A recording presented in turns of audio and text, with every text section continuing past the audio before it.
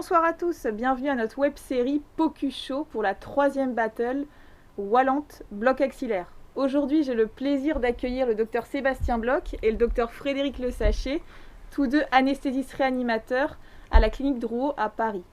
Merci Eva, je vais me permettre de défaire mon masque, enfin j'ai des Fred, si vous avez vu, j'ai commencé le combat un petit peu plus tôt et je vais donc péter la main, donc il ne peut pas bouger la main gauche et je lui ai fait un bloc axillaire comme il va vous expliquer.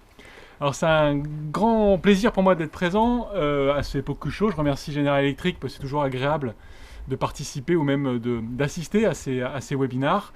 Et puis je suis très content de pouvoir me confronter à Frédéric Le Sachet, qui est mon compagnon du quotidien, avec qui je m'entends plutôt bien, sauf pour une chose, c'est la technique d'anesthésie pour la chirurgie de la main et des doigts. Il vous réexpliquera probablement qu'on travaille tous les deux dans le même établissement qui est Drouot Sport et Arthrose. Il y a 2 étages de chirurgie, un 3e étage où je travaille et où je fais de l'anesthésie loco-originale périphérique sous échographie, donc des blocs axillaires, et lui travaille au 4e étage où il essaye de développer des infiltrations chirurgicales qui s'appellent la Wallant. Donc on va chacun présenter l'utilisation de ces techniques, les opposer, et j'espère qu'à la fin on pourra vous donner une solution quant à l'utilisation à la fois de techniques d'anesthésiste et puis de techniques d'infiltration ou pas. Peut-être qu'on n'y arrivera pas, peut-être que je vais gagner parce que de toute façon je suis le plus vieux et c'est comme ça, c'est moi qui gagne. Et je vais commencer donc à vous présenter le bloc axillaire, ou en tout cas essayer d'opposer ces 2 techniques que sont la Wallant et les techniques de bloc axillaire. Alors je pourrais m'arrêter là. C'est simplement le fondement et la littérature au sujet de ces 2 techniques. Vous avez d'un côté sur une partie de la diapositive 1925 études depuis maintenant plus de 50 ans. Donc le bloc axillaire qui a survécu à la neurostimulation, qui s'est développé avec l'échographie, et on voit qu'on a encore une littérature abondante chaque année. Après on regarde de l'autre côté ce qui se passe avec la technique de la Wallant, et donc même si ça a une dizaine d'années, on n'a quasiment rien. C'est pas simplement parce que ce sont des chirurgiens qui l'ont développé, mais en tout cas on n'a pas grand chose en termes de littérature, donc je pourrais m'arrêter là. Comment on peut comparer une technique fondée avec une technique balbutiante? Faut peut-être lui laisser un petit peu plus de temps à Frédéric pour pouvoir développer sa pratique.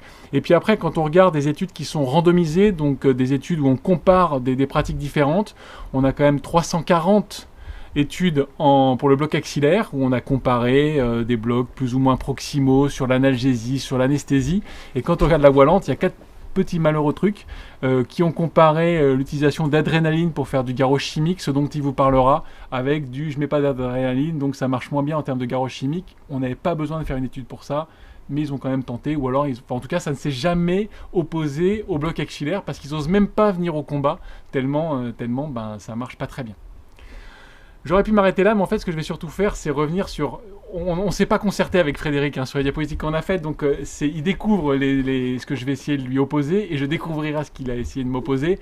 Et ce qu'il va essayer de vous présenter, c'est simple, c'est que le concept de la Wallant, c'est quoi ? Je reviendrai sur la personne qui a introduit la Wallant, mais le concept, c'est pas de garrot et une motricité conservée. Pas du tout ce qu'a Frédéric là avec son bras cassé. En fait, pas garrot, à quoi ça correspond? Ça correspond au confort du patient, puisque vous n'allez pas avoir de pression et donc d'inconfort lié à la pression du garrot au cours de la chirurgie. Et la motricité conservée, en aucun cas, ça veut dire que le chirurgien est content quand la main bouge. Je vous rappelle que quand ça va pas, souvent le chirurgien dit « Ouh, ça bouge !» C'est là qu'il faut qu'on intervienne, donc je ne comprends pas pourquoi à partir de demain, il aura envie que ça bouge. Mais c'est surtout, et c'est la seule raison, c'est la seule fois où Frédéric va avoir raison, c'est qu'on va pouvoir intégrer dans un parcours optimisé une technique qui est la plus adaptée. Et c'est là où il va avoir raison. Et avec le bloc axillaire, vous verrez qu'on y arrive très bien. Et donc motricité, c'est probablement pas motricité au bloc opératoire, mais une récupération rapide de la motricité, parce que comme ça, vous avez une récupération rapide de l'autonomie du patient, et donc un départ très simple du patient en post-opératoire. Je vais reprendre ces 2 points. D'abord, je vais prendre le garrot. Alors, juste le garrot, vous avez un petit schéma qui était une étude de Jean-Pierre Estep qui avait évalué l'inconfort ou la sensation du garrot chez des volontaires. Et on se rend compte d'une chose, tout d'abord, c'est que 3,5 de VA, donc c'est pas de la douleur, mais de l'inconfort, ça apparaît au bout de 15 minutes avec un garrot à la racine du bras. Or, pour la chirurgie dont il va nous parler, le doigt et puis la main et le poignet, au bout de 15 minutes, les patients ils sont déjà sortis du bloc opératoire. Donc déjà, la notion de garrot inconfortable, bof, pas beaucoup. Après, vous avez un autre travail dont je vous ai marqué la référence, qui est celle de Brenner et Gabriela Yaume, qui a évalué 2 techniques différentes de blocs très proximaux et qui évaluait l'inconfort du garrot. L'inconfort du garrot, il était obtenu après 90 minutes. Donc, quand vous avez un bloc axillaire, vous sentez au bout de 90 minutes. On a largement le temps d'être opéré, même pour une chirurgie un petit peu complexe. Et puis après, si on regarde un petit peu les EVA, eh ben on se rend compte que quand on compare des EVA au niveau de ponction et d'injection au poignet ou au niveau du bloc axillaire, eh bien ça fait beaucoup mal au poignet, ça fait des EVA à 4. Donc après la question c'est est-ce qu'il vaut mieux avoir mal quand on injecte ou est-ce qu'il vaut mieux avoir mal un tout petit peu à cause du garrot. Ça je vous laisse vous-même déterminer ce que vous préférez choisir. Après, la motricité conservée comme il vous l'a dit. La motricité conservée, on va reprendre l'ensemble du parcours. Donc là, vous avez deux études différentes, une qui concerne les blocs axillaires, le petit tableau, l'autre, sa technique de Wallante. Et la personne qui a mis la Wallante en avant, qui est le docteur Lalonde, qui est chirurgien au Canada, mais je pense que Frédéric vous en parlera, eh bien, il s'est rendu compte que pour être efficient en termes de garrot chimique, c'est ce qu'il va vous dire, c'est que ça permet un garrot chimique, la Wallante, il faut 30 minutes. Donc déjà, en termes d'optimisation du parcours, on sent qu'on n'est pas bien, quoi. C'est-à-dire qu'entre le moment où le patient arrive et vous faites son bloc et le moment où il passe au bloc opératoire, c'est 30 minutes. Quand on regarde à côté, le onset time pour deux médicaments différents, un de longue durée d'action et l'autre courte durée d'action, c'est 10 minutes. Donc en 10 minutes, le patient, nous, il est déjà prêt pour aller au bloc. Donc déjà, on gagne pas mal de temps. On a déjà 20 minutes d'avance sur Frédéric. Après, quand on regarde, effectivement, si vous prenez de la ropivacaïne, vous allez avoir 400 minutes d'anesthésie. Ce qui veut dire aussi de l'analgésie, parce que je ne suis pas certain qu'il atteigne les 400 minutes d'analgésie avec sa technique d'infiltration au bout du machin là. En revanche, si vous voulez aller très vite, vous avez un médicament là, et c'est là où je suis un petit peu limite en termes d'argument, la chloroprocaïne en périnerveux, que nous on n'a pas en France. Sur le tableau que vous avez à droite, vous avez tous les blocs toutes les chirurgies qui sont utilisées avec, donc vous pouvez faire toute la chirurgie de la main, vous avez le temps de faire toute la chirurgie de la main. Et avec ce médicament très court, au bout de 60 minutes, tout est fait, tout est terminé, le patient a retrouvé son autonomie. Donc on gagne 20 minutes par rapport à Frédéric, on a une chirurgie qui va durer le même temps, 15 minutes, et puis après, le temps que le patient y rentre, il aura récupéré son bloc moteur, donc il aura récupéré sa motricité. Donc sur le concept, on a quasiment tout gagné. Après, on va s'intéresser au contexte. Le contexte, en fait, c'est pas de la Wallante comme il va vous le présenter, mais de la Wallana. C'est une technique, c'est pas sans tourniquet, c'est sans anesthésiste. Ça a été présenté par Donald Lalonde et là vous avez deux phrases qui sont issues de son livre. Une, c'est que ces techniques-là, c'est fait par les chirurgiens parce que les anesthésistes n'ont pas besoin de la faire et même ça permet de libérer les anesthésistes, c'est ce que vous avez. Et surtout, et ça revient au problème de confort dont va vous parler Frédéric, même lui, Donald Lalonde, qu'en fait tous les jours, il dit que si jamais on anesthésiste, c'est pour faire du propofol. En fait, il faut faire du propofol parce que ça fait mal quoi l'infiltration au niveau de la main. Donc il faut du propofol. Donc en fait, ça sert à rien de le faire, autant faire un bloc axillaire. Même Donald Lalonde nous donne la solution concernant le bloc axillaire. Après, les connaissances, nous on a de très fortes connaissances en son anatomie. Le problème, c'est que si vous voulez faire la technique de Frédéric, va falloir connaître la chirurgie parce qu'il va falloir infiltrer là où le chirurgien va opérer. On sait très bien qu'il y a un nombre énorme de chirurgies au niveau de la main, qu'on a un nombre énorme de chirurgiens, que la chirurgie dépend du chirurgien, que le chirurgien dépend de la chirurgie. Enfin, c'est super difficile de s'assurer de pouvoir proposer une infiltration qui sera adaptée en termes de Wallante. Donc même là, c'est difficile alors que nous, on n'est pas embêtés. Concernant maintenant la pratique, là, c'est un joli travail qui nous montre la technique de Wallante utilisée. Alors déjà, vous avez vu, c'est vachement bien, il n'y a pas besoin de mettre de gants. On infiltre des volumes qui sont au-delà de 40-50 ml d'une solution qui est un enfer parce qu'il faut de l'adré, de la lidocaïne, du bicar, c'est très difficile. Il faut même injecter en opératoire, vous avez vu. Et même en opératoire, si heureusement on voit son bout de gant. Donc là, c'est même pas adapté, c'est pas comparable. Nous, on met des petits volumes, des belles concentrations, ça va vite, le patient récupère. Là encore, je pense qu'on est largement gagnant. Et je vais terminer avec les contre-indications. Les contre-indications du bloc axillaire, moi j'en connais zéro, à part le refus. Si on prend les contre-indications de l'adrénaline, donc de la Wallante, vous en avez plein, toutes les pathologies vasculaires. Frédéric vous le redira peut-être, mais dès qu'on infiltre dans une gaine, il y a un risque de nécrose. C'est la photo que vous avez là, c'est un papier qui a été proposé par Donald Lalonde. Oui, on a des nécroses, oui, on a des amputations liées à sa technique. Je ne connais pas d'amputation liée au bloc axillaire. Et puis, il y a les problèmes d'adrénaline forte dose. Alors là encore, c'est un mauvais argument parce que nous, les produits sont déjà adrénalinés. Donc là aussi, je pousse le bouchon un petit peu loin. Et pour finir, pour laisser pas mal de temps à Frédéric, qui aura besoin de plus de temps que moi pour mettre en avant la Wallante, parce que le bloc axillaire, ça fait 50 ans que ça marche, ça fait 50 ans que tout le monde l'utilise et on a des résultats monstrueux, c'est rien qu'en prenant les acronymes. Donc les acronymes de la Wallante, je vous le redonne, c'est VIDE avec un local anesthésique, c'est la version française, nos techniciens. Alors déjà, quand on ne sait pas écrire Frédéric VIDE, ça s'écrit avec un V et pas avec un W, on ne fait pas un acronyme. Donc ton acronyme, déjà, il ne va pas, pour nous dire que c'est un truc qu'on n'a pas besoin de nous, mais en faisant des fautes d'orthographe, ça ne va pas bien. Le BAX, qui est le bloc axillaire, l'acronyme du bloc axillaire, c'est bloc aisé de qualité dont tout le monde est unanime en termes de sécurité et d'efficacité. Donc rien que l'acronyme était suffisant et je pourrais commencer avec ça pour vous dire à quel point le bloc axillaire est intéressant et reste la technique la plus adaptée pour la chirurgie de la main, des doigts et du poignet. Je vais laisser maintenant Frédéric se dépatouiller avec son truc, son infiltration. Je remets mon masque, même si on est vaccinés tous les deux, pour qu'il puisse prendre la parole. Je me cache. Bon, je pense que j'aurais pas dû te demander ce qu'est un bloc axillaire parce que je l'ai appris à mes dépens. C'est pas très agréable. Là, je me balade avec mon bras à moitié mort. Ça fait déjà 3 heures. J'espère que ça va être réveillé pour faire les live démos. Mais c'est pas très grave. J'ai entendu un certain nombre d'arguments. J'ai bien noté que le poids de l'habitude était très présent dans ta présentation avec une forme c'est ancien, c'est donc bien, ça se répète, c'est reproductible, on fait la même chose à tous nos patients. Moi, je suis pas sûr que je mange la même chose tous les jours. Je suis pas sûr d'avoir envie des mêmes anesthésies tous les jours. Alors la question que j'ai envie de te poser, je sais que tu es en train de vieillir, mais est-ce que tu es prêt à changer tes habitudes? Non. Est-ce que tu es prêt? Bon, alors on va y parler aux autres. Sébastien, je vais le laisser dans un coin, puis on rediscutera à un autre moment.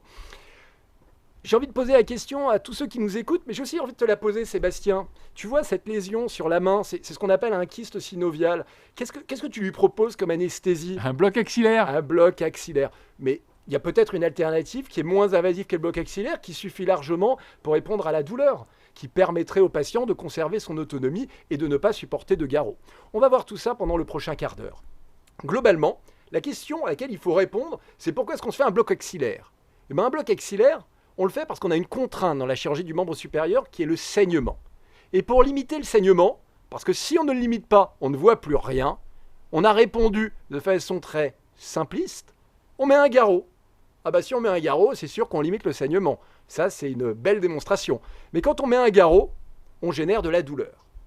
Et cette douleur, pour y répondre, pour ne pas que le patient souffre, parce que ton bloc axillaire, il est fait vraiment par un désir d'humanité fort. Et c'est bien, et je suis fier de travailler avec toi. Donc tu leur proposes des anesthésies proximales, des blocs axillaires, parfois peut-être des blocs susclaviculaires, des blocs infraclaviculaires, tous ces blocs qui entraînent une perte d'autonomie et finalement qui vont à l'encontre des messages que tu portes souvent dans les congrès quand on t'écoute, en disant l'optimisation du parcours, l'autonomie, la réhabilitation améliorée en chirurgie. J'ai envie de te dire, c'est la Wallante actuellement pour la main, mais peut-être même pour le pied, on en parlera, parce que tu es beaucoup resté focalisé sur le bloc axillaire, mais un anesthésiste apporte un véritable enrichissement à cette technique de Wallante, qui est vraiment quelque chose de simple à faire, mais tu verras par rapport à un bloc axillaire, qui n'est pas si parfait que ça. Je te montre, j'ai choisi 2 études parmi un certain nombre, l'effet du bloc axillaire versus le bloc infraclaviculaire, pour la prise en charge de la douleur sur le tourniquet, c'est-à-dire sur le garrot pneumatique. Eh bien, 15% des patients dans cette série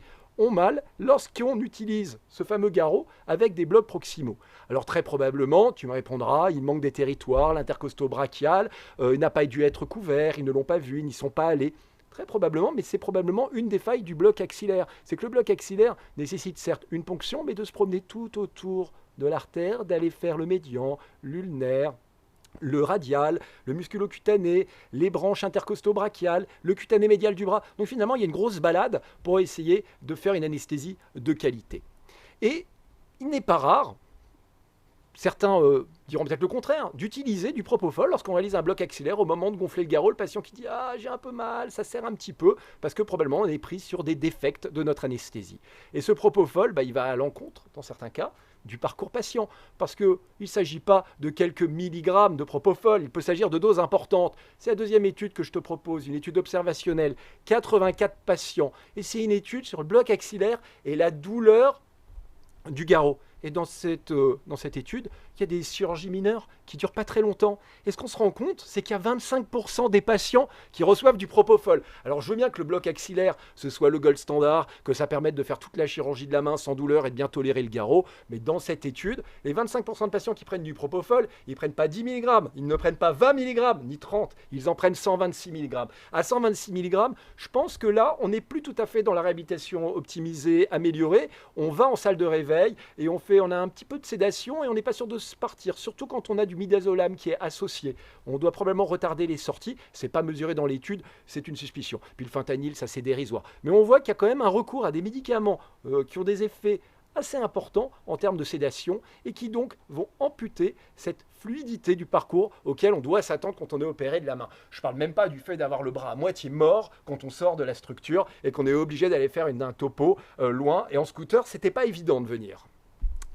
Alors, comment retirer le garrot et se passer de ce bloc axillaire ? Eh bien, Donald Lalonde est un précurseur. Alors, probablement, c'est ce qui pose problème aux anesthésistes. C'est que le chemin a été ouvert par un chirurgien. Mais toutes les bonnes idées sont bonnes à prendre. Chirurgien, anesthésiste, c'est la même chose. Quand l'idée est bonne, elle doit être utilisée.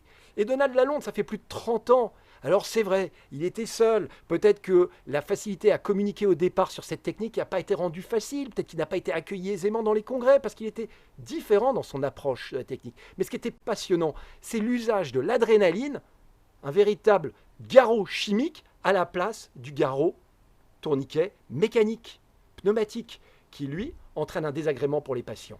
Et il associe à cette adrénaline un anesthésique local et du bicarbonate.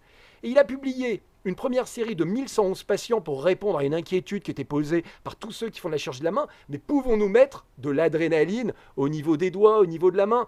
Lui, aucune nécrose, aucune difficulté, tout va bien. Alors 1111 patients, tu me diras, c'est pas beaucoup. Je sais, il t'en faut 3 fois plus. Je t'en donne 3 fois plus. 3110 patients, une étude observationnelle, prospective, aucune nécrose, aucun recours à aucun antagoniste. Il y a la phentolamine qui est un antagoniste de l'adrénaline, mais souvent utilisé pour les diffusions de voix en réanimation. Alors pas en France, il y en a au Canada, donc c'est pour ça qu'on en retrouve dans ces études sur la Wallante qui vient du Canada, par Donald Lalonde, mais ce n'est pas utilisé sur les toutes petites doses, parce que l'effet vasoconstricteur, il n'est pas du tout sur l'ischémie et la nécrose de toute la région qui va être opérée et qui va être infiltrée.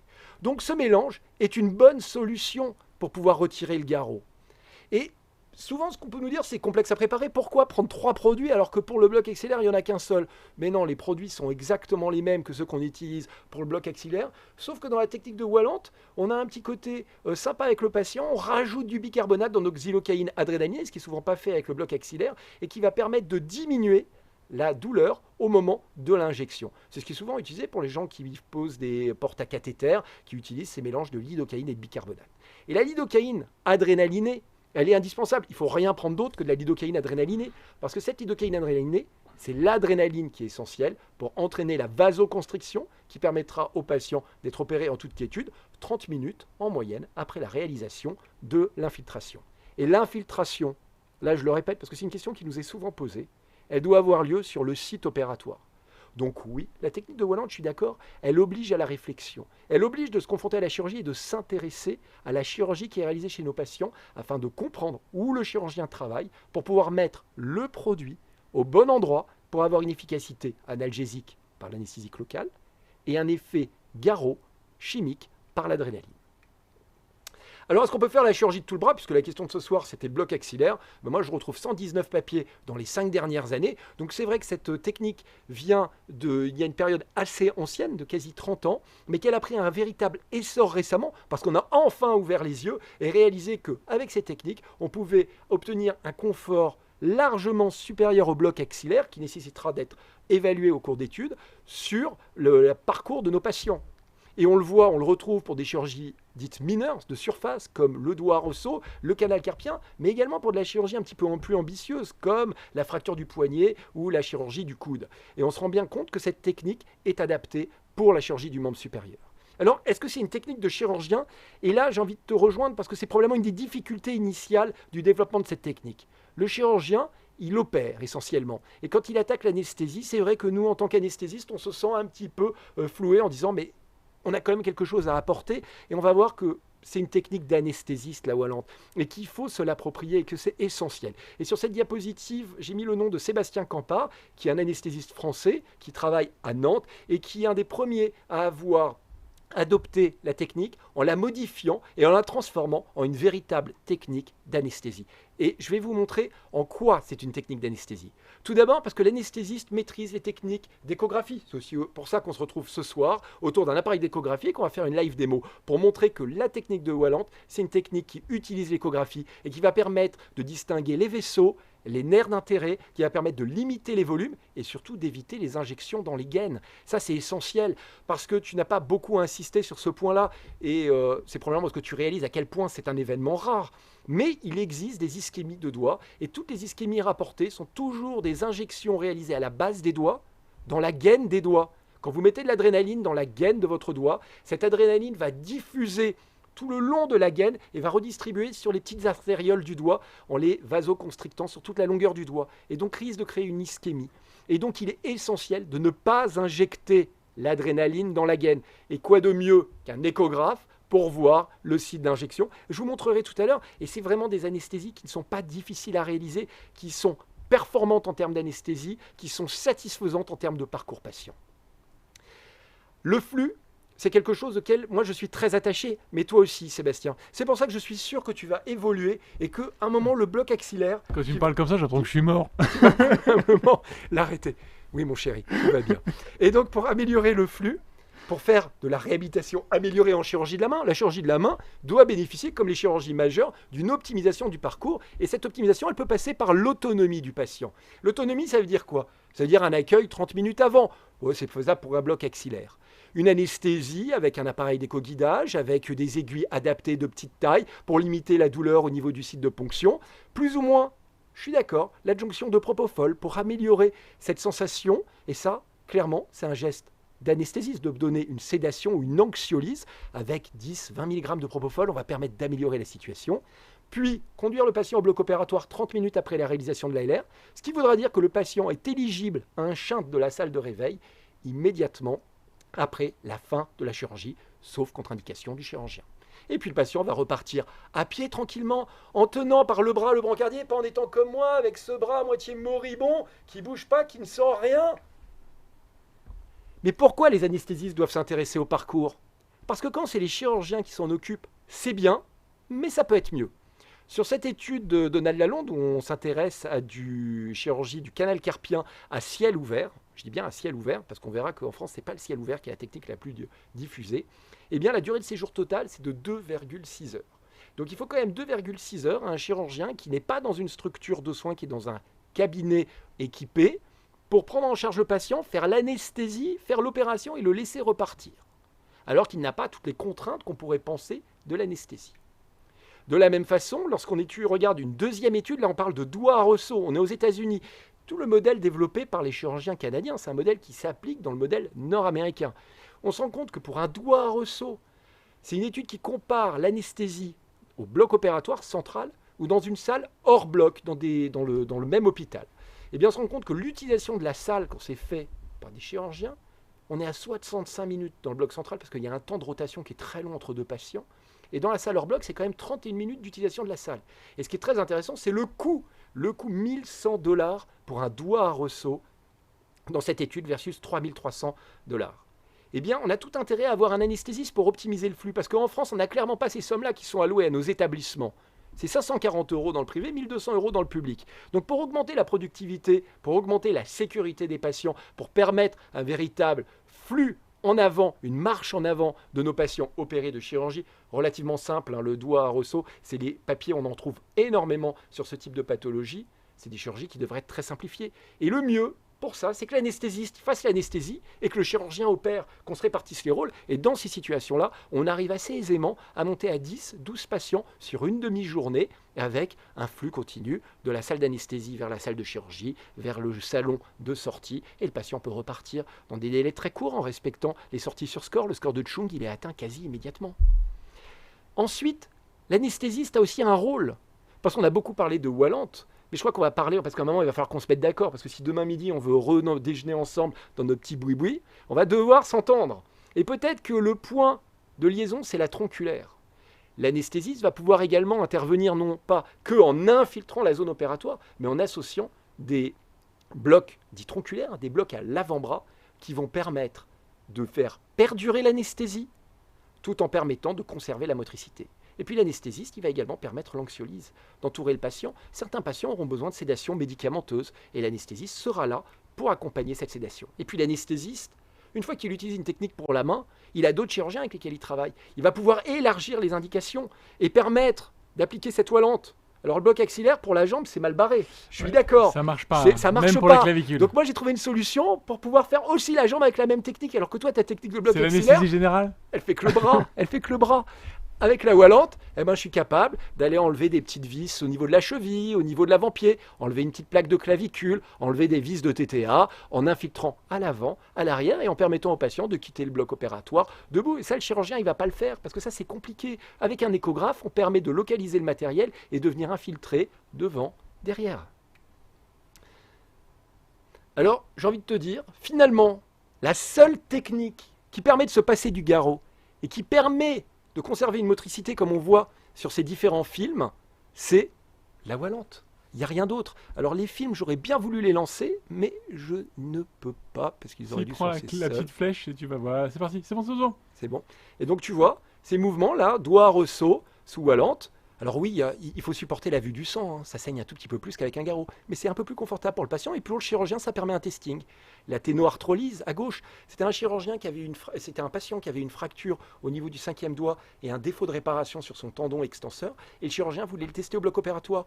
Eh bien, il a bénéficié d'une Wallante associé à un bloc tronculaire de longue durée pour limiter la douleur post-opératoire. Et puis tu vois le canal carpien à droite, c'est quand même sympa quand on se tape sur l'épaule, qu'on peut se rassurer et voir que la main bouge. Parce qu'avec le bloc axillaire, la main, c'est vrai, elle bouge pas. On sent le garrot, la main, elle bouge pas. Et pour se rhabiller, c'est compliqué. Hein. J'ai dû attendre l'infirmière. Eh bien, t'as fait exprès. Tu m'as demandé un bloc axillaire pour être habillé par une infirmière, donc arrête de raconter n'importe quoi. T'as fait exprès alors que je voulais te faire une Wallante. Bon, pendant que tu vas t'installer, Frédéric, moi je vais juste reprendre la main pour justement discuter de ce terrain d'entente. Parce qu'effectivement, il y a un terrain d'entente, comme il vous l'a dit, et on va vous donner le nom du terrain d'entente. Le terrain d'entente, c'est la tronculante. Et la tronculante, c'est un infirmier qui travaille avec nous, qui est un garçon incroyable, Jean-Baptiste Alain, qui nous l'a donné. C'est en fait l'association des tronculaires et de la Wallante, comme vous l'a dit Frédéric. Et donc, nous, ce qu'on met en avant, c'est pas forcément que la Wallante qui pourrait être envisagée comme une technique purement chirurgicale. Et comme le dit Frédéric, même si c'est très intéressant, c'est pas forcément très élégant, même en termes d'analgésie. Mais la tronculante, ça va vous permettre d'associer des techniques d'analgésie ou de blocs de très longue durée d'action avec ce garrot chimique, puisqu'effectivement, la Wallante, c'est un garrot chimique. Donc le bloc axillaire, ça reste quelque chose de très robuste et de très reproductible et qu'on peut utiliser effectivement pour toute la chirurgie du coude, de la main, du poignet. Concernant la tolérance du garrot, vous êtes tous d'accord, parce que vous avez la même expérience que nous, qu'il est quand même toléré largement. Et quand on a 25%, comme dans les études un peu étrangères, c'est qu'en fait, il faut d'abord apprendre à faire un bloc axillaire. Mais au-delà de ça, cette association tronculaire-Wallante, c'est vraiment la solution à l'heure actuelle à de nombreuses chirurgies de longueur plus ou moins importante pour tout ce qui va intéresser, c'est le coude, le poignet et la main. Et pour ça, il faut connaître les tronculaires. Et pour connaître les tronculaires, souvent on a ça à l'esprit. C'est que la tronculaire, c'est compliqué parce qu'on a pas mal de territoires qui vont venir s'entrecouper et que c'est difficile parfois de pouvoir déterminer quel bloc il faut faire. Et là, j'ai déjà une réponse, c'est que la Wallante, ça va vous permettre parfois justement de compenser quelques imperfections sur vos tronculaires. Donc c'est d'autant plus intéressant de le mettre ou de la faire, c'est que ça va être à la fois un garrot chimique, comme le disait Frédéric et comme il vous l'a bien montré, et en plus ça compense parfois des petites anastomoses qu'on n'avait pas envisagées. Mais la première chose qu'il faut avoir à l'esprit, c'est qu'on reste à faire de l'anesthésie parce qu'il faut connaître ces tronculaires. Concernant les tronculaires, il y a 2 points à avoir peut-être à l'esprit, c'est que quand vous allez vous intéresser à une chirurgie du poignet, il faudra plutôt faire, et Frédéric vous le montrera, des blocs au coude. Et quand on va vouloir s'intéresser à de la chirurgie de la main et des doigts, il faudra faire des tronculaires au poignet. Tout simplement, et là je vous mets 2 très belles planches qui ont été proposées par Hugues Cadas, qui est un anatomiste français qui travaille à Lausanne, qui est un garçon formidable, et qui montre que au niveau du coude, vous avez des petites branches dont on se fiche du nom, qui vont venir très profondément dans les muscles pour venir innerver le poignet. Donc si jamais vous ne faites des blocs trop distaux pour la chirurgie du poignet, il va manquer ces petites branches-là qui vont faire que vous aurez un véritable échec sur votre chirurgie du poignet. Et là, c'est pas la tronculaire plus la Wallante qui va être inefficace, donc la tronculante, mais simplement que la tronculante n'aura pas été faite au bon endroit. Donc juste un truc à penser. Tronculaire au poignet pour la chirurgie du coude des doigts et de la main, tronculaire au coude pour la chirurgie du poignet. Donc là, on voit une première petite branche qui est à côté du trait rouge, qui est une artère récurrente. Et donc là, vous avez un nerf interosseux. Et vous avez la même chose qui émane ici du nerf médian, qui est le nerf interosseux aussi, qui va venir, lui, courir sur oh, c'est pas grave, mais la bandelette interosseuse. Et là, on la trouve aussi très très simplement à côté d'une petite artère. Donc voilà, les tronculaires, c'est probablement le socle, parce qu'on est anesthésiste, qui va nous permettre de faire notre chirurgie. Après, on va y associer ce garrot chimique dont parlait Frédéric, qui est vraiment quelque chose de très intéressant. Comme il le dit, la Wallante, il faut 3 éléments. Il faut un appareil d'écho, parce que toutes les techniques de Wallante que l'on voit, qui sont faites à l'aveugle, c'est probablement et certainement pas des techniques suffisantes. Comme il vous le disait, il y a des risques quand on n'injecte pas au bon endroit, d'ischémie, de nécrose. 2, c'est l'utilisation d'une aiguille adaptée. On vous l'a dit, ça peut être un petit peu inconfortable ces ponctions. Si vous avez des aiguilles très fines, et nous on a des 24 gauches qui sont vraiment très intéressantes, vous pouvez faire de la Wallante, plus ou moins avec de la sédation ou de l'anxiolyse si le patient en a besoin, mais même sans, parce que c'est vraiment très confortable d'utiliser ces aiguilles. Donc ces petites aiguilles fines adaptées sont importantes. Et la troisième chose, c'est la solution adaptée, comme il vous l'avait dit, et c'est ce savant mélange entre la lidocaïne 1% qu'on utilise, et puis le bicarbonate pour tamponner, pour ne pas être douloureux, et pour avoir une infiltration qui sera douloureuse. Mais cette infiltration qui doit être non douloureuse, on en a encore moins quand on a la tronculante, parce qu'on va commencer à avoir de l'anesthésie, on n'aura plus qu'à faire notre infiltration qui va être vraiment très intéressante. Donc, je vais revenir sur 3 exemples que Frédéric va vous montrer après, je le rejoins tout de suite. Le premier exemple qui, pour nous paraît pertinent en termes d'apprentissage, c'est le canal carpien. Le canal carpien, il y a plein d'établissements qui le font avec des tronculaires, médian ulnaire au poignet, une petite barrette pour avoir le cutané latéral de l'avant-bras, et qui mettent un garrot. Et bien là, nous, ce qu'on vous propose, c'est vous faites la même chose, et simplement après, et le message de Frédéric est très important, c'est une infiltration en regard de la zone chirurgicale, qu'on fasse un canal carpien sous endo, ou qu'on fasse un canal carpien sous écho, ou qu'on fasse un canal carpien technique ouverte. La zone chirurgicale, c'est celle-là, c'est pas la zone d'incision, donc c'est vraiment une injection qui se fait tout le long de la zone chirurgicale. Il va vous montrer comment on le fait. Ça, c'est vraiment une technique intéressante. Alors nous, on a fait des petites fiches, on met niveau 3 parce que ça demande beaucoup de dextérité et l'association de différentes techniques, mais c'est vraiment une entrée dans la Wallante qui est intéressante parce que vous allez utilisez les blocs périphériques que vous savez faire disto et vous y associez cette infiltration qui va vous aider, qui va vous créer votre garrot chimique.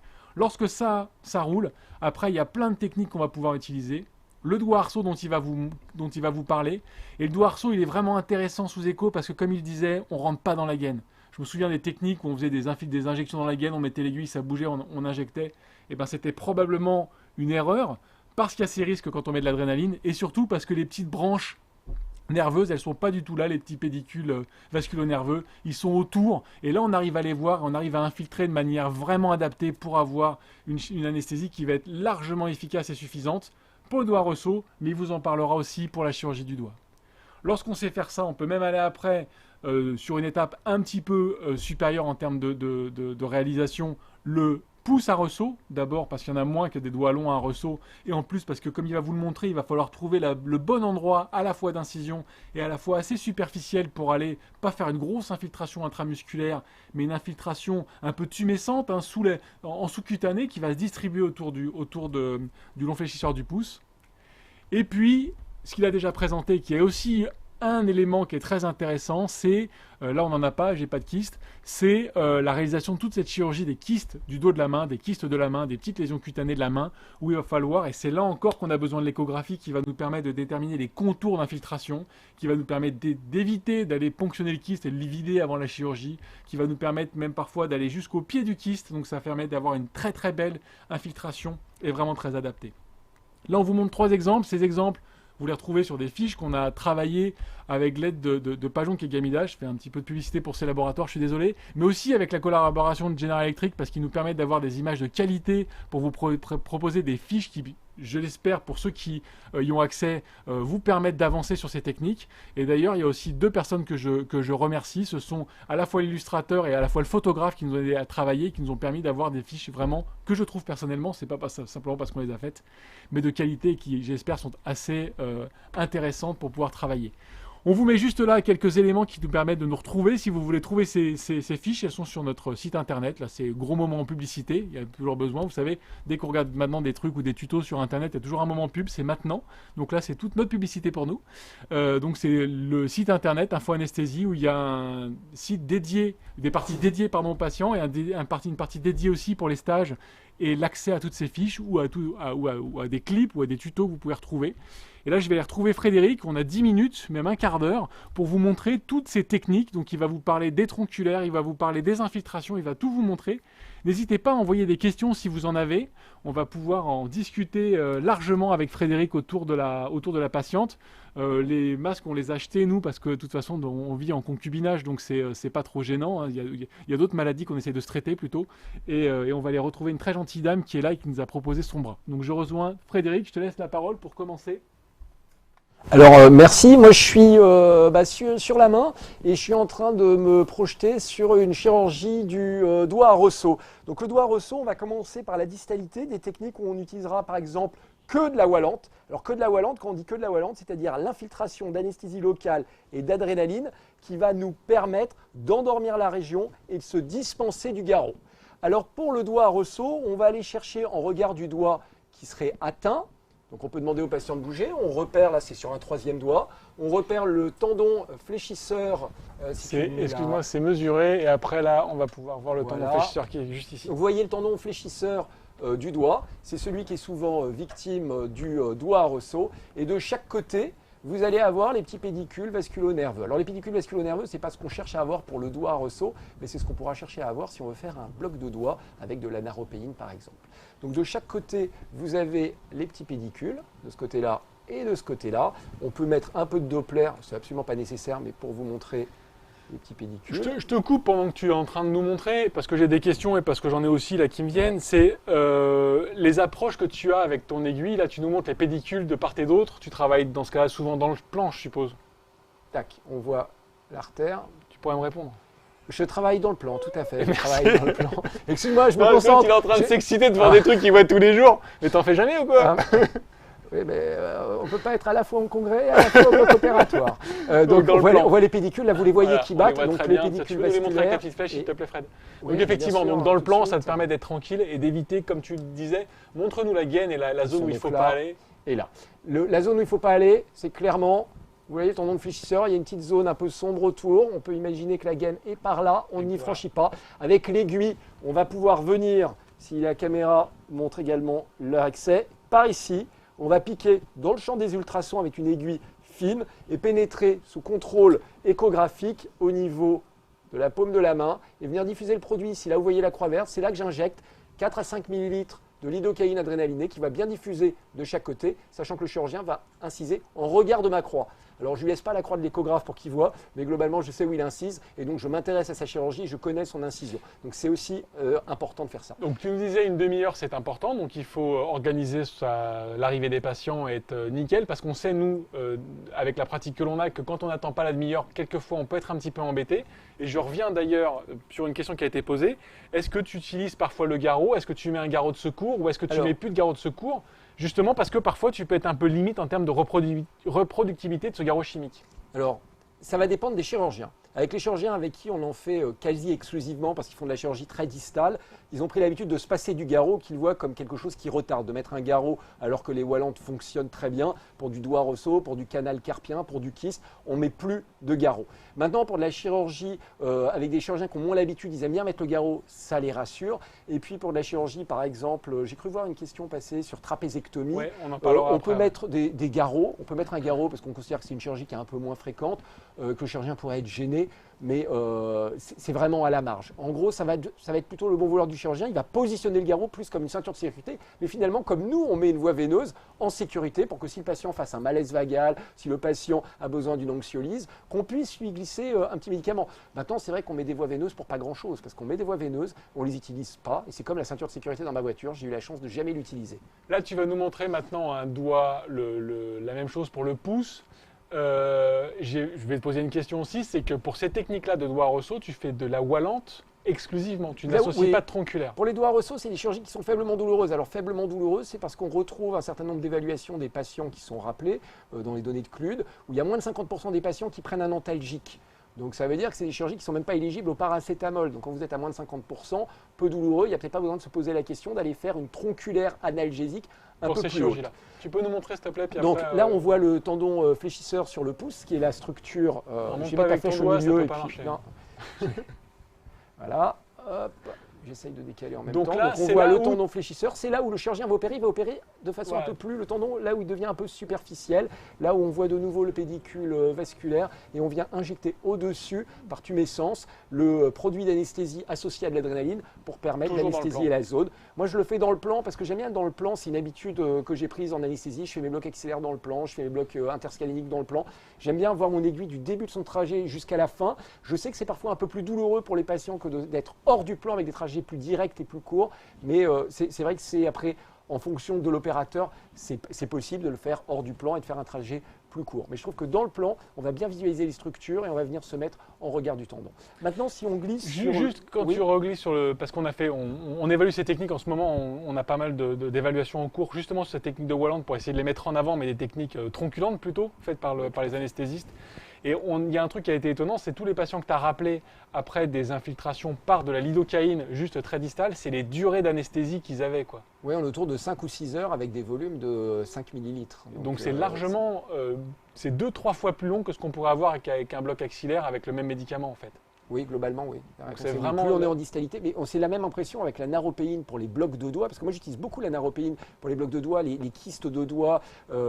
J'ai travaillé avec des chirurgiens qui sont prêts à mettre des garrots de doigts. Alors après, c'est toujours pareil. Toutes les techniques d'anesthésie qu'on propose, elles s'intègrent dans un parcours en collaboration avec le chirurgien. Si votre chirurgien ne veut pas mettre de garrot de doigts, ça va être compliqué de faire un bloc de doigts à la naropéine et de ne pas mettre de garrot du tout, de mettre un garrot en haut. Si la chirurgie dure un peu longtemps, le patient va être inconfortable. Donc très clairement, c'est important d'avoir une vraie collaboration. Et ça ne sert à rien d'imposer la Walland à un collègue chirurgien qui ne souhaite pas avoir la main qui bouge ou qui ne souhaite pas se passer du garrot. Ça va être très compliqué, vous allez rentrer dans des discussions conflictuelles. Tu vas nous montrer un truc, mais j'aimerais avant que tu nous montres ce truc-là, que tu montres comment tu pratiques ton canal carpien, parce que là tu vas nous parler du canal carpien. Donc Alors, tu le commences pas par ça. Non, le canal carpien, je ne commence pas par ça. Dans les recettes de cuisine, on émince d'abord les oignons, on les fait revenir avant d'ajouter la viande. Ça me Eh ben, on fait va plaisir commencer d'être par avec monsieur le sachet pour la bouffe de ce soir. Voilà. Allez, Et donc, vas-y. moi, Émince-moi l'oignon. le canal carpien, moi je commence par une tronculaire au niveau du nerf médian avec assez facilement une infiltration à la naropéine si je crains une douleur chez Donc le là, patient. le nerf médian, parce que là tu On le voit, tripotes la dame, pardon, elle est contente. excuse-moi. Mais peut-être que tu peux t'arrêter 30 secondes. La dame est très heureuse, elle est venue pour des massages. Elle a gratos du massage de l'avant-bras. Le palpé roulé. Avec les idées. Elle aimerait bien revenir pour la chirurgie Voilà. du pied. J'essaye de vous le mettre sur la flèche. Voilà, on le voit très bien, en tout cas il est Voilà. au-dessus de ta Il ta est flèche. ici. Mais je pense que c'est Et quelque on chose. va comprendre assez vite pourquoi les infiltrations en aveugle de type Walland au niveau du poignet sont en réalité à risque de lésion du nerf médian. Parce que regardez, là, vous êtes en surface, votre nerf médian, il est ici, il est collé aux autres tendons. Et quand vous injectez, il se retrouve à moins de 3 mm sous la peau. Et donc, on peut se retrouver en t'es ponctionnant bien un peu d'accord. profondément et à risquer de faire des injections intraneurales qui sont clairement pas Donc recommandées. on est bien d'accord, la Walland, pour les anesthésistes, c'est une technique qui est éco-guidée.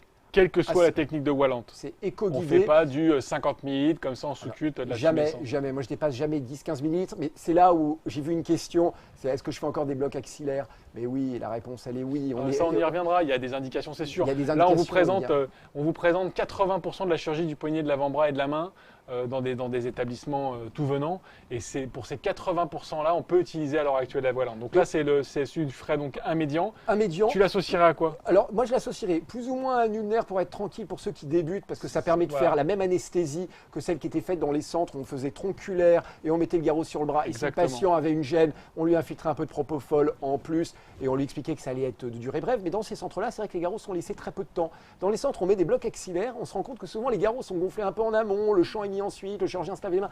Il y a parfois une latence. Ouais, et les garrots, on arrive assez rapidement à 25 ou 30 minutes dans des centres où les blocs axillaires sont réalisés versus 4-5 minutes dans les centres où on gonfle le garrot à la dernière seconde parce qu'il est en zone d'anesthésie. Donc là, médian ulnaire. Donc ça, tout le monde médian-ulnaire, connaît un peu.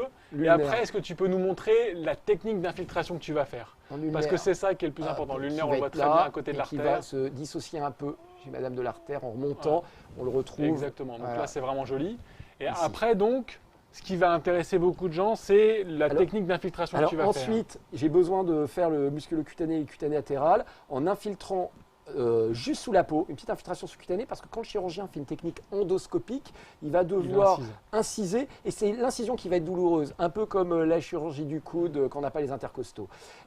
Donc on fait une petite infiltration, mais là vraiment sous-cutanée, parce que si on va en C'est à profondeur... ton point de ponction pour on l'infiltration retape. Walland. Exact. Non, c'est un peu au-dessus. Donc c'est un point de ponction, là où le chirurgien va rentrer Oui. son Mais endoscopie, après, un c'est là que tu centimètre. rentres ton aiguille. Non, mais je rentre Ah bon, moi je la à- rentre au même endroit, moi. On peut la rentrer On au même rentre où on veut endroit, à la on peut fois. la On rentrer se un la rentre où centimètre on plus veut. bas. Après, c'est un C'est- plaisir personnel. Voilà, de la c'est un rentrée. choix, c'est un C'est un choix choix. personnel. Oui. Je comprends pas très bien où tu veux en venir, mais Moi non c'est pas plus. très grave. Je vais montrer Ah, la même chose que l'infiltration toi, gros dégueulasse. de type Wallante. Je vais en revenir à l'infiltration de type Donc Wallante. là, le repère que tu veux utiliser, parce qu'il y a des repères, c'est quoi? Tu as deux repères. C'est l'arcade palmaire, parce que le chirurgien, Super. je vais me poser la question de quelle est la chirurgie finalement, où va travailler le chirurgien. Le chirurgien, il va travailler entre globalement l'arcade palmaire et Et le la pli. base du poignet. Et il va libérer le ligament annulaire du carpe pour permettre au nerf médian d'être décomprimé. Le nerf médian, chez madame, vous le voyez, c'est cette petite structure noire, très sombre, qui est fine. Si on demande à Anne de qui bouger fait les doigts, on autour va se de rendre 1 ou 2 compte que ça millimètres. bouge pas beaucoup peut-être. Bougez un tout Bougez petit un peu peu les doigts. On voit qu'on on a voit dessous, et exactement, c'est très joli là. les tendons fléchisseurs des doigts qui bougent, le nerf qui ne bouge pas. Et la zone à infiltrer, c'est celle que tu avais montrée sur la diapositive, c'est ce long triangle que je vais vous démarquer avec le ligament annulaire. L'arcade palmaire, on s'arrête et on fait la partie Sous-cutanée. sous-cutanée supérieure. Alors que la chirurgie soit ouverte ou qu'elle soit fermée en endoscopie ou en échographie, la technique de Wallante est utilisable. Là, on est en train de conduire une étude randomisée. On est à 56 patients, il en manque 4 pour finir. On a comparé technique de Wallante versus garrot posé sur le bras en termes de confort, Avec des de tronculaires. qualité. Avec des tronculaires, toujours des tronculaires. Pourquoi c'est passé Ouais, la c'est- tronculaire et Et pour essayer d'évaluer et le confort du patient et la qualité pour et on pour espère avoir des l'opérateur. résultats qui seront jolis même au-delà de l'anesthésie. On Tout le à souhaite, fait, parce tout à qu'il y a probablement des résultats Il pourrait très y avoir. intéressants au-delà de la chirurgie. Voilà, de donc là je fais une l'anesthésie. infiltration dans ce long triangle entre 5 et 7 millilitres de lidocaïne adrénalinée. Et là je vous en supplie, il faut mettre de l'adrénaline. Pour la tronculaire, vous pouvez mettre de la naropéine, vous pouvez mettre des produits non adrénalinés. Mais pour la Wallante, on va appeler Wallante le garrot chimique. Le garrot chimique, vous devez mettre de l'adrénaline dans votre mélange, sinon ça ne va pas marcher. Et là, vous allez être très gêné par le saignement. Je reviens sur, parce que tu dis la Wallante, il y a un message qu'il faut que tout le monde garde à l'esprit, c'est que, et tu viens de le dire là, on infiltre là où ils opèrent. On C'est infiltre qu'on infiltre là où le l'adrénaline là où ils chirurgien- opèrent. Exactement. Et on oui. peut analgésier le territoire en allant Au-delà. chercher Voilà. les zones Parce que c'est encore une tronculaires. question qu'on a, c'est est-ce qu'on associe tout le temps des tronculaires? Moi je pense qu'au début, quand on n'a pas l'habitude, on peut faire des tronculaires. Moi personnellement, c'est la courbe de progression que j'ai eue quand tu m'as présenté ça. Hein. C'est Sébastien Campard qui t'a d'abord filé la maladie. Moi tu me l'as refilé après cette année saloperie. Et en fait, j'ai commencé avec des tronculaires parce que c'est des choses qu'on sait faire et qu'on maîtrise. Et une fois, pour ces chirurgies que tu nous as présentées, même le canal carpien, on est en train d'évoluer, on se rend compte qu'on se défait un peu des tronculaires. Donc pour ceux qui veulent commencer, associer des tronculaires, évaluez vos pratiques en retirant des tronculaires et vous allez voir que vous aurez parfois besoin de moins en moins de choses. Par exemple, une chirurgie assez courante et assez bête, la fracture du 5e méta. La fracture du 5e méta, un petit bloc ulnaire à la longue durée, à la naropéine, et puis une infiltration de Wallante sur la partie un peu externe, partie postérieure, là qu'on peut éco-guider et on pourra même voir le trait de Ouais, c'est fracture. toute beauté. Et c'est vrai que là, il y a un côté, comme dit mon fils, qui est satisfaisant. On a la satisfaction de voir la diffusion du produit. Alors ma fille me dit moi, mais globalement, c'est satisfaisant de voir l'infiltration arriver autour du doigt. Il y a un commentaire qui est super d'une Élise qui est incroyable parce qu'elle dit qu'ils ont repris l'activité Wallante aux chirurgiens. Donc ça c'est bien. Bon après elle nous demande comment on l'encadre, voie veineuse, patient à jeun, machin. Moi je crois que là tu l'as dit, le problème c'est que ça reste une technique d'anesthésie et ça fait partie de notre prise en charge habituelle. Moi je donnerais des mots-clés. C'est la simplification du parcours. Alors c'est l'évaluation par la consultation d'anesthésie. Nous on l'a fait beaucoup en téléconsultation. On l'a fait C'est ce aussi qu'ils par font la chirurgie également, lourde. c'est là où elle te dit Eh ben, qu'ils ont amélioré les choses. C'est exactement ce qu'il faut faire. Il faut faciliter la vie du patient et sécuriser le parcours. Donc la téléconsultation, la voie veineuse pour la sécurité, pour pouvoir intervenir, sédater si besoin, mais on sédate quasiment jamais. Et puis derrière, la réalisation de l'anesthésie avec un patient qui va déambuler tout au long de son parcours et qui va pouvoir repartir chez lui assez simplement, sans avoir d'attelle, sans avoir un bras bloqué, sans parler de paralysie, sans être gêné pour sa collation, sans être gêné pour son habillage. Si on parle des tronculaires, on a parlé 5e, on a parlé... On va parler rapidement des tronculaires, Fred, parce qu'on est à 50 minutes et il y a Eva qui est en train de nous dire que c'est time parce qu'on n'a pas beaucoup parlé tous les deux. Mais on peut effectivement, là j'ai plus de questions, on a vu toutes les questions, mais voilà, tu peux nous refaire un petit tour de l'avant-bras, tu nous as montré le médian, tu nous as montré l'ulnaire, tu nous as montré le radial. Le radial qui se balade ici, hop, qui vient cheminer avec l'artère et qui est là juste au-dessus et qui va permettre de faire toute la sensibilité sur la partie postérieure et sur le pouce. Donc il va être aussi très intéressant, par exemple sur une fracture type LLI, une entorse qui va se faire opérer. On fait une infiltration de Walland sur la partie postérieure du pouce avec 5 ml. On injecte avant sur la tronculaire en radial à la naropéine. On va améliorer et sur le médian, on va améliorer l'analgésie et on va permettre d'améliorer les sensations. Alors aujourd'hui, on a vu les tronculaires à l'avant-bras. Peut-être que demain, on sera encore là et on fera les tronculaires au niveau du coude parce qu'elles sont également extrêmement importantes pour tout ce qui est la chirurgie du poignet. Parce qu'il ne faut pas imaginer que la chirurgie du poignet, on va pouvoir la faire avec ces tronculaires distales. Je vais t'inviter, Fred, à me rejoindre juste 30 secondes pour dire au revoir à tout le monde. Je crois qu'on a répondu à pas mal de questions. On a vraiment trouvé je crois un réel terrain d'entente. On n'avait pas, même si on ne travaille pas au même bloc, en fait on n'a pas de désentente, on a des téléphones et on passe notre temps à essayer de se courir l'un après l'autre dans les blocs. Je crois qu'effectivement, non, pas tout nu, mais en tout cas voilà, le vrai terrain d'entente, je crois que le bloc axillaire, ça reste une bonne technique, je pense que tu es d'accord, pour certaines chirurgies, pour certains gros délabrements, pour certaines grosses chirurgies. Ouais, pour l'amputation du bras par exemple, ça marche bien, quoi. Mais c'est vrai que ça ne correspond pas à 80% de la chirurgie qu'on a, du membre supérieur. Si je peux me permettre, tu as raison sur le bloc axillaire et encore une fois associé au tronculaire. Oui. Parce que le bloc axillaire, quand on parle de la perte d'autonomie, et bien si on veut jouer sur la douleur, on peut faire une fracture du poignet, on fait un bloc axillaire, ça c'est le plus simple et le plus efficace, mais on y associe des tronculaires distales pour l'effet analgésique sans trop amputer la motricité et l'autonomie des patients. Et je pense que les patients nous remercient de tenir compte de ce désir d'autonomie. Et ça c'est quelque chose vraiment que moi je mets au cœur de mon message et au cœur de... Tu as raison, et comme c'est moi qui suis le plus vieux, c'est moi qui termine, et là où il a raison, c'est juste ce qu'il vient de dire, c'est que maintenant les techniques d'anesthésie, on les connaît tous. On peut largement développer et performer nos techniques grâce à l'échographie, mais c'est ce qu'il vient de vous dire, il faut maintenant mettre la technique au sein d'un parcours patient. C'est le plus important parce que c'est là que nous, on va y gagner en termes d'anesthésiste. Et c'est moi qui termine, tu dis plus rien. Parce je dirais encore plus, je suis d'accord. Parce que c'est moi le plus vieux. En tout cas, merci Eva de ton accueil ici, merci General Electric, et puis voilà, quoi, j'espère que vous avez passé plus de temps. Et merci à Nacera qui a servi sur un avant-bras. Et merci aussi à nos chirurgiens qui nous aident largement à développer ces techniques parce qu'on a quand même des boulettes. Et merci Sébastien de conclure. Donc merci aussi à nos chirurgiens, et puis voilà, et puis au revoir à tous. Merci, au revoir et bonne soirée.